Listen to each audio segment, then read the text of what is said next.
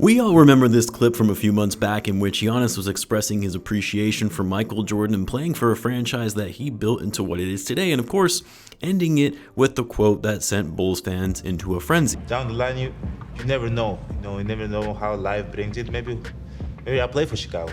Including myself, by the way, because anytime a big name player, a superstar, one of the best players in the league and a future Hall of Famer implies that they one day want to play for Chicago, when it's so rare these days for players to even make that claim, you better believe that fans are going to get excited. And while I think deep down we all knew at the time this was nothing more than Giannis just answering a reporter's questions about playing for a franchise like Chicago, and knowing that it would be very unlikely for Giannis to leave a situation like Milwaukee, one in which that has the talent to compete for a championship, even though yes, they got embarrassed in the first round of the playoffs last year by the 8-seeded Miami Heat, we knew still that Giannis coming to Chicago was more of a pipe dream than anything.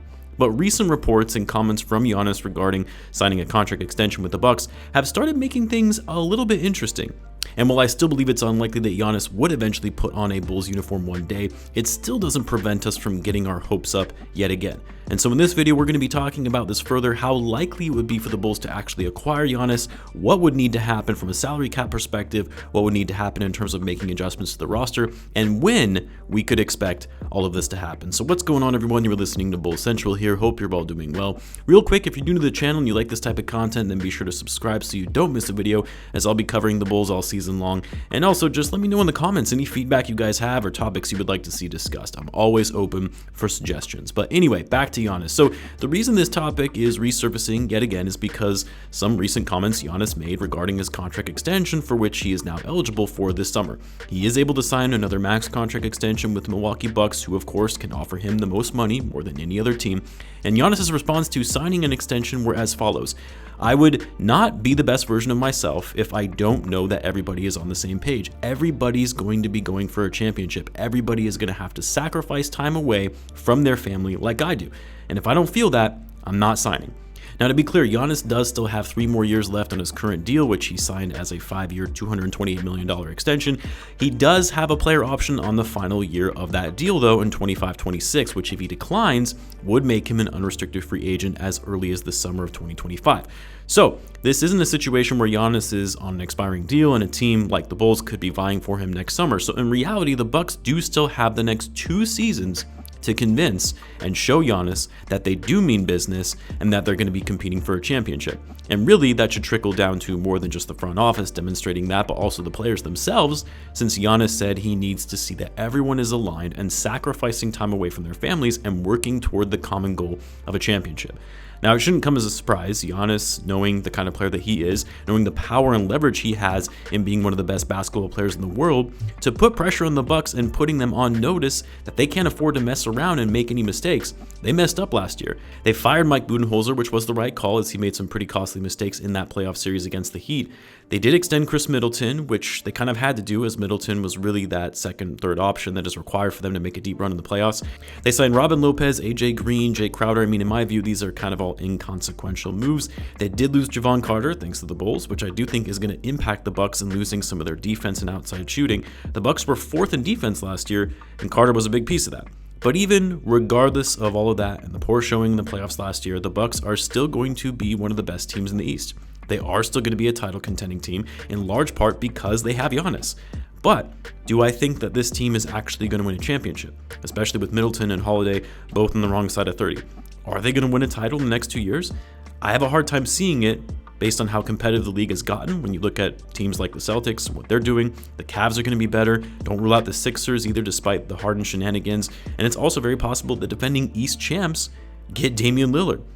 And of course, this isn't even factoring in the West when you have the Nuggets, the Suns, the Warriors, Clippers, even the Lakers. And whether it's fair or not, even if the Bucks are doing everything they can to put a strong and competitive team around Giannis, if they can't make it out of the East this upcoming season, and even the following season, yeah, it's likely Giannis declines his player option and looks to go somewhere else. Now, it's also possible the Bucks, if they start getting that kind of inkling that he wants to leave and is going to decline his player option, they may look to trade him so they can get some value for him in return, which they could get a lot for him, rather than letting him walk for nothing. But we'll put that aside for now and discuss that in a little bit. But for now, you're looking at the possibility of Giannis becoming a free agent in the summer of 2025. Now, here's the thing in terms of what would need to happen in order for the Bulls to even have a shot at Giannis in 25, because it's actually a lot. Let's put aside for a minute that as of right now, the Bulls are not a title contending team, and in order for Giannis to even be interested, that would need to be the case, but we'll set that aside for the moment. The Bulls going into the summer of 2025, based on what we know as of right now, most likely are not going to have the salary cap space to sign Giannis outright as a free agent. Yes, the salary cap is increasing. Yes, they would no longer have Lonzo's contract on their books. Caruso's deal would be off the books as well. Again, this assumes neither of these guys would be re-signed, which you never know. Maybe they would be, at least Caruso anyway. DeMar DeRozan, as of right now, would also be off the books, but that could change, especially when there has been talk about extending him long term. But as of right now, you would no longer have him on the books in 2025 since this upcoming season is actually the final year of his deal. But even despite all that, all the money that could potentially come off your payroll going into the summer of 2025, you still have Zach Lavine, who's going to be making $46 million that season, Vucevic, who would be going into the final year of his fully guaranteed contract in 2025 at $21 million. Coby White, I would assume, same thing. They signed 3-year deals, so they'll still be on the books by 2025. Javon Carter, he'll have a player option that season. Dalen Terry, Julian Phillips, all these guys are still going to be under contract. So as of right now, it's a lot of guaranteed money. $102.3 million in total on the payroll going into that 25-26 season. And guess what? That's not even factoring in Patrick Williams, who is due for an extension and will be a restricted free agent next summer if the Bulls don't extend him before the start of the season. And I highly doubt the Bulls are just going to let Pat walk. And there is a world in which he could command up to $20 million per year based on the new salary cap projections and his age and upside. I know a lot of people will think that's crazy for Pat, but that's the nature of the NBA market right now for young players coming off rookie deals. Now, of course, so many things can change. Very possible some of these guys could be traded, including Zach Lavine, which would free up money on the books depending on what kind of contracts they would have to take back in return. And yes, the Bulls can get creative in making trades and aligning deals that would line up and enabling them to have enough money to sign Giannis in 2025. But based on what we know right now, the amount of money committed to the current guys on their roster and the fact that we know Giannis is going to command a max contract, which at his current salary, a max extension is going to well exceed $55 million in that first year, yeah, the Bulls aren't going to have the space to sign Giannis. Thus, you're talking about a sign and trade of some kind that would need to happen, which would enable the Bulls to obtain Giannis's bird rights while sending the Bucks some assets in return, and would allow the Bulls to use Giannis's salary to operate over the cap. Now, I'm not even going to go into the luxury tax component of this because you would think if a sign and trade was executed, it would keep the Bulls under the tax if they're getting rid of contracts while bringing in Giannis. But you would also hope, but I guess I shouldn't hope because we know this ownership, but you would hope a player of Giannis's caliber would be good enough of a justification to go into the luxury tax even if it was needed. So I'm going to put that aside for a minute and assume the luxury tax piece would not be an issue. It would just be a matter of figuring out a way to sign Giannis where they wouldn't be prevented from doing it because they're already over the cap or they're under the salary cap, but they wouldn't have enough money to sign Giannis to a max deal, as that would put them over the cap. So yes, it can be done, especially since this is still 2 years away and a lot can happen as it relates to the direction of this team and what players they sign or re-sign between now and then, and whether the Bulls can make a sign and trade work to bring in Giannis. But really the biggest thing holding the Bulls back from being a viable candidate to sign Giannis in 2025, quite frankly, is the state of the team and not being enticing enough to sway Giannis. Because here's the thing, Giannis, if he does in fact want to leave Milwaukee, will have the team of his choice among all 29 teams in the association. Any team, if Giannis wants to play there, they will make it happen in freeing up space to bring him in. And for the Bulls, the roster has to be compelling enough to make Giannis say, yeah, I can see myself winning multiple championships here. For the Bulls, if they blow up their roster and rebuild like a lot of fans are wanting, should things not work out this season, they start over in 2024 and they trade their big three, go the youth movement route, Giannis is not going to want to come to that. But if the Bulls continue to run it back like they have been, and they remain an average team with an aging DeMar and Vooch, he's not going to want that either. And the other thing is, if the Bulls do go down the sign and trade route, which I maintain they would have to do to make the money work, who do you think they're going to have to trade to match salaries? It's going to have to be Zach Lavine. And if you're going to move on from Zach, what's the incentive for Giannis if the Bulls are going to get rid of their current best players?